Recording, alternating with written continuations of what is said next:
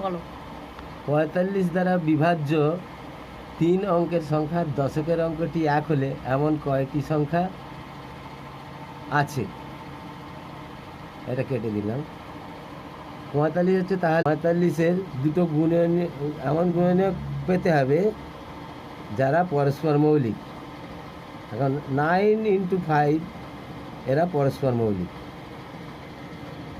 3 × 45 হবে, হ্যাঁ, কিন্তু সেটা হবে না, কারণ তারা পরস্পর মৌলিক নয়। 9 × 5। এখন আমরা জানি 9 দ্বারা বিভাজ্য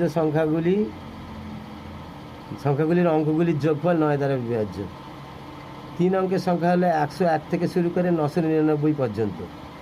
এখন এরকম কয়টি সংখ্যা আছে দেখার জন্য আমরা পরীক্ষা করতে থাকবো। 9 দ্বারা বিভাজ্য অঙ্কগুলির যে 3 অঙ্কের সংখ্যা হবো তাদের অঙ্কগুলির সমষ্টি 9 দ্বারা বিভাজ্য হতে হবে।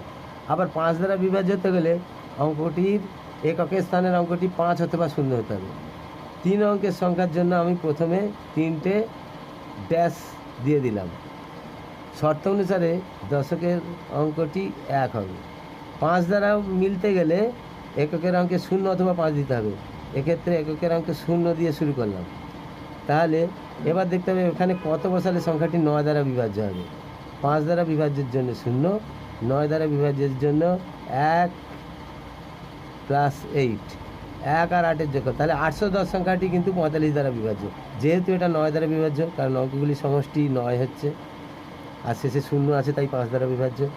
সুতরাং 9 × 5 = 45 দ্বারা এটা বিভাজ্য হলো।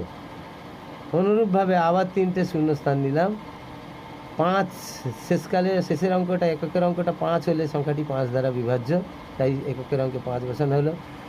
অঙ্কের শর্ত অনুসারে দশকের অঙ্কটি 1 হবে, 15 হলো।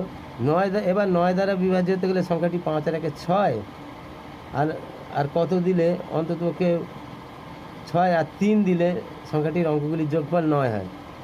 সেক্ষেত্রে অঙ্কটি 9 দ্বারা বিভাজ্য হবে। তাহলে 315 হলো 9 দ্বারা বিভাজ্য, আবার 5 দ্বারাও বিভাজ্য, তাই 315 পাবো। এছাড়া আর কোনো সংখ্যা 100 থেকে 999 পর্যন্ত 3 অঙ্কের আর কোনো সংখ্যাই 45 দ্বারা বিভাজ্য নয়। এখানেই ভিডিওটি শেষ হলো।